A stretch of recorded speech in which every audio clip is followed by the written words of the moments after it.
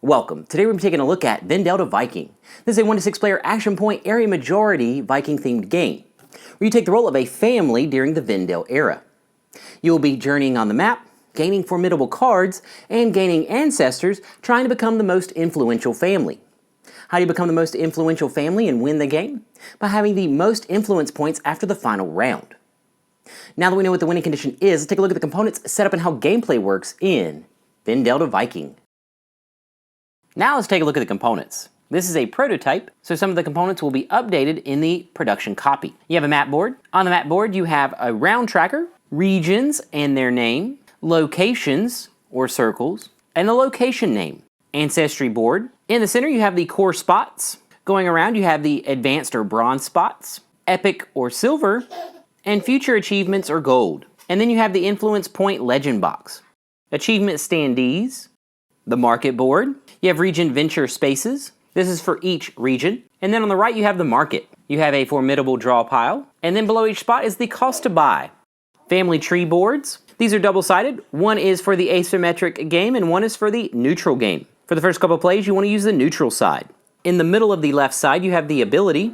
Below that is the round aid. At the bottom, you have actions, basic actions, and talent actions. On the right side, you have a money box. And then at the top and in the middle, you have your family tree. There are depictions for components that go on these spots, along with connections. First player marker, round marker, formidable cards. At the top, you have the talent, a depiction, the name, and the location and color of the region. Venture tiles. At the top, you have the venture icon, the region. On the top right, you have the when triggers ability, whether that be an action, ongoing, or in-game. And at the bottom, you have the ability and the name. Mission cards. On these cards, at the top you have the name, below that is your mission, at the bottom you have the influence and difficulty. For the player components, in each color you have family member tokens. On one side is the unexhausted, and on the other side is the exhausted, marked with an X. You have 6 types of family members: merchants, cirrus, warrior, shipwright, leader, settler, longships, home markers, these count as family members, and presence in a location.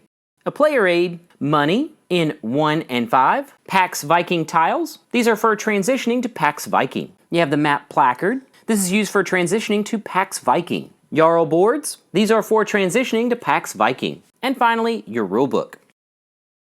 Now let's take a look at the setup. We're going to be setting this up for a 3-player game, which takes 12 steps. Step 1, place the boards. Place the map board in the center of the play area with the market board to the left and the ancestry board to the right. Step 2, venture tiles. Separate the venture tiles by region, shuffle each, and place them face up on their corresponding space on the market board. Step 3, create the market. Shuffle the formidable cards face down, draw 9 to place face up, bottom right to top left. And then place your draw stack at the top. Step 4, achievements. Place the achievements on their corresponding spots on the ancestry board. Step 5, missions. Separate the mission cards based on difficulty, shuffle each, and place them face down next to the ancestry board. Step 6, get in place player components. Choose a family board and then choose a color and get the corresponding components. For your first game, you will use the neutral side of the family tree board and place it in the center of your player area. Then you'll place 2 longships and home marker next to your board. Family members will be on the bottom right of your board with 2 shipwrights, warriors, and merchants on the octagon slots in the family tree. And you can place them in any configuration you would like. Then you will place a 5 in money on the 2 coin slots on your family tree board, and you will get a player aid. Step 7, choose a first player and give them the start player marker.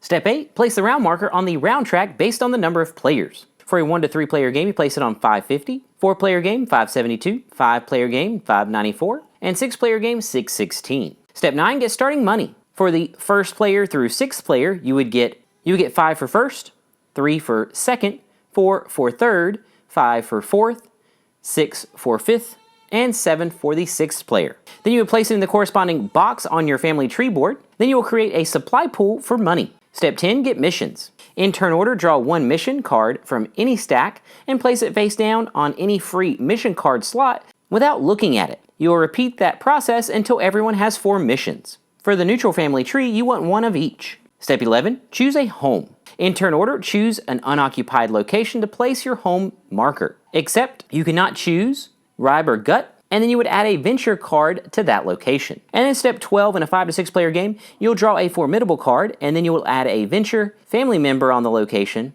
and talent. Family member on the location and talent. Now let's take a look at the gameplay. A game consists of up to 12 rounds, where the final round is triggered by the year 793, or when a player has 2 future achievements. A round consists of 2 phases, actions and generation shift. Now let's go through a round. Phase 1, actions. In turn order, going clockwise, players will perform a single action going around until all players spend 4 action points. These points are tracked by exhausting or flipping family members, and longships if it costs more than 1. These actions can be basic, which can be taken by any family member, or talent, which has to match talents.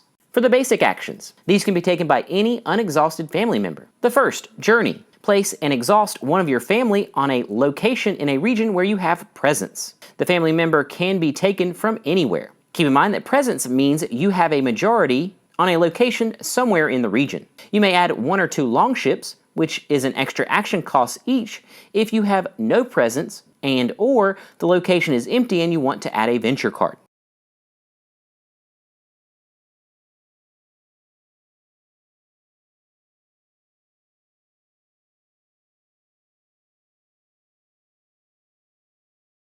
The second basic action, activate. You would exhaust a family member on a venture card where you have majority to activate the card. The third basic action, invest. You would exhaust a family member on a venture card where you have majority to buy a formidable card from the market. You have to match the card's talent, the location, and pay for the card. Then you would refresh the market by sliding sideways or down to create a spot in the top row to refresh. You would place the card on your family tree. Your first placement must go in a bottom spot, and then after that, you can place in any linked spot. You would gain the components of that spot, and then you would move the family member from the map to the ancestry board. You can always put it on inner spots matching the talents.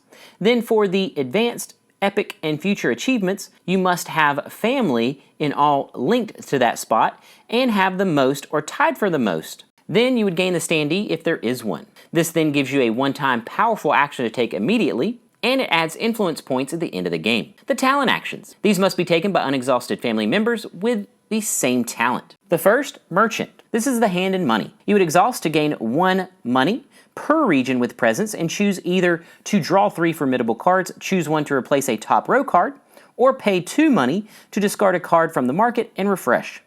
For the shipwright, this is the hammer. You would exhaust to move a shipwright to any location, bringing up to 2 family members with the shipwright. You would add a longship if it is a place you do not have presence. The warrior action, or the helmet. You would exhaust to kill 1 other player's family member in the location, and you would kill +1 more for each unexhausted warrior. Then you would return them to their player's supply. The settler action. You would exhaust to move an unexhausted family member to that location. The leader action, or key. You would exhaust to take 1 money from a co-located family member, then optionally discard the venture card on the location and replace it. The Cirrus action, or the eye. You would exhaust to replace 1 family member of another player in that location, matching the talent and exhausted or unexhausted state. Then add a longship to the location. You will return the family member to that player's supply. Keep in mind that the home marker counts as a family member and presence. Also, achievement effects are listed in the rulebook. Once all the players have used their 4 action points, we move to Phase 2, Generation Shift. For this phase, all longships are returned and family members are unexhausted. You would move the round marker and pass the start player to the left. Then the rounds would continue until the last round is triggered, by year 793 or when a player takes their second future achievement. After that last round, we would go to the final scoring. The final scoring takes 6 steps. Step 1, score 2 influence for each venture you have majority. Step 2, score 4 influence for each advanced achievement standee. Step 3, score 6 influence for each epic achievement standee. Step 4, score 8 influence for each future achievement standee. Step 5, score each obtained and completed mission card. And Step 6, score any influence from venture abilities. Once you've tallied your influence, the player with the most influence is the most influential family and wins Vendel to Viking.